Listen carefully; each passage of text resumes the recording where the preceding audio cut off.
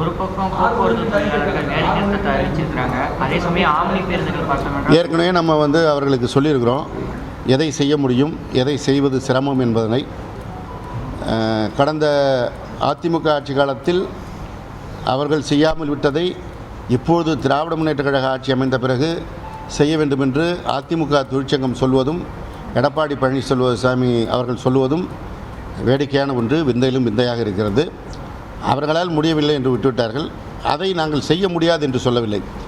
நிதிநிலை சீரான பிறகு அவை செய்யப்படும் என்று தான் சொல்லியிருக்கிறோம்.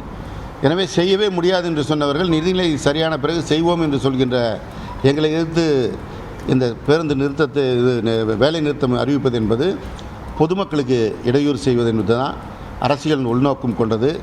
தேர்தல் வருகின்ற நேரத்தில் இதை செய்தால் மக்களுக்கு அரசு மீது கோபம் வரும் என்ற எண்ணத்தில் செய்கிறார்கள். ஆனால் பொதுமக்கள் இதையெல்லாம் அறிவார்கள். அவர்களுக்கு இடைஞ்சல் செய்பவர்கள் மீது தான் பொதுமக்களுக்கு கோபம் வரும்.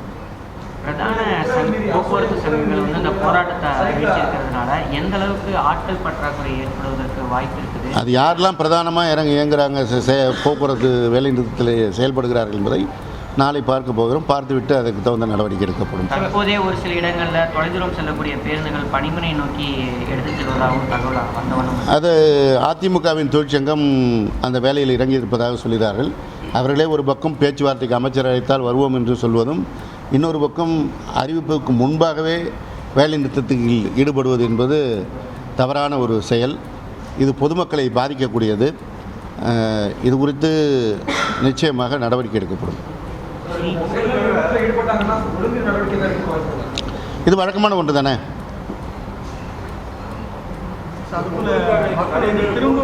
சென்னைக்கு வரதா இருந்தாக்கா அவங்களுக்கும் இதே மாதிரி தானா? உங்களுக்கு அறிவிச்சிருக்குமா? இதே 3 நாட்கள் போல் அடுத்த 3 நாட்கள் அவர்கள் வருவதற்கான நடவடிக்கை. ஊழியர்களுடைய பற்றாக்குறை கம்மியாக இருக்கும்போது போட்டுனர் நடத்தினர் நீங்கள் தற்காலிக ஊழியர்களை எடுத்து ரன் பண்ணுறீங்க. அது நாளைக்கு தேவை ஏற்படுகின்ற போது அது குறித்து முடிவெடுக்கப்படும். தேவை ஏற்படி எடுப்பீங்க. தேவை எடுப்பை பொறுத்து நாளைக்கு நீங்கள் பார்க்க தான் போகிறீங்க. நாளைக்கு என்ன சூழல்னு, பேருந்து எப்படி இயக்கப்பட போகிறதுன்னு பார்த்து கொண்டு முடிவு செய்யலாம்.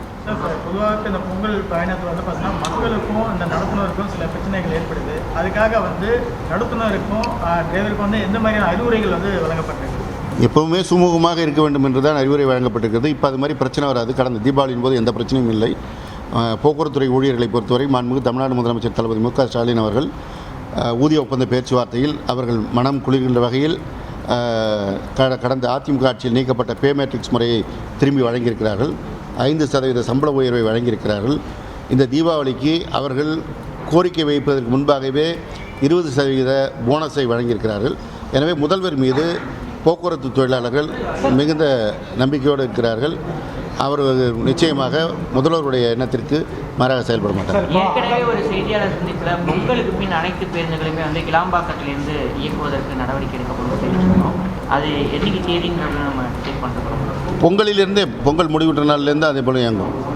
எல்லா பேருந்துகளுமே கிளாம்பாக்கத்தில். ஆமாம் சார், அகவலைப்படி என்ன பிரச்சனை சார்? 96 மாதம் கொடுக்க முடியலையா? செய்திகளை உடனுக்குடன் தெரிந்து கொள்ள உடனே சப்ஸ்கிரைப் பண்ணுங்க.